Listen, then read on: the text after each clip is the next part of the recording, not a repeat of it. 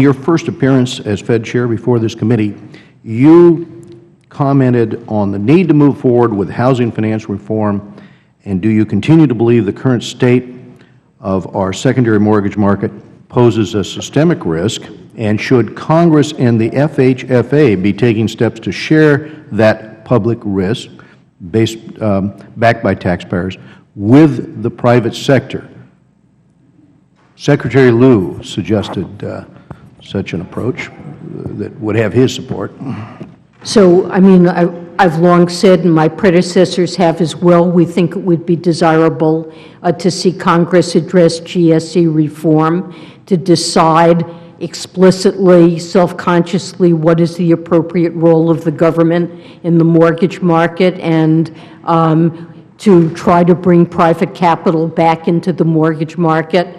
There are a number of ways, different strategies Congress could take to accomplish that, but I do think it's important for Congress to try to resolve those issues. Thank you. Chair Yellen, last year I, along with other members of the House Financial Services Committee, wrote to Treasury Secretary Lew and copied you regarding our concerns about FSOC's lack of a formalized process for reviewing non-bank financial institutions facing designation, and we shared concerns about the FSOC's need to conduct a thoughtful review of the insurance industry before moving to designate individual insurers.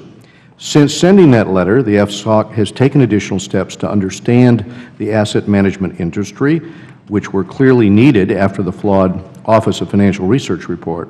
Specifically, Federal Reserve Governor Tarullo has endorsed an in-depth market-wide analysis and an activities-based systemic risk review, but the FSOC has still not taken steps to study and better understand the insurance industry. So, do you think it would be appropriate to conduct a thorough study and analysis of the insurance industry as well? Shouldn't all non-bank financial institutions face a similar process for review? So, I mean, the asset management industry is one where FSOC thought it appropriate to focus on activities and to look at whether or not there are systemic risks associated with some asset management activities. Examples would include liquidity and redemption risk and use of off-balance sheet leverage.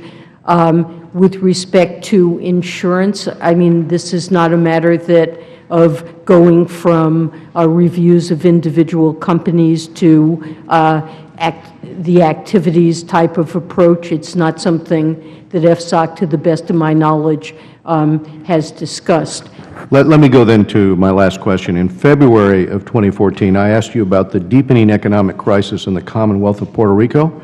You said then that the Federal Reserve was monitoring developments and continued to analyze the potential consequences for financial stability of these events. You also said that it would be best to not have the Federal Reserve step in as a creditor of a state or municipality. In fact, you said that it is more appropriate for Congress and not the Federal Reserve to address financial issues faced by states and municipalities.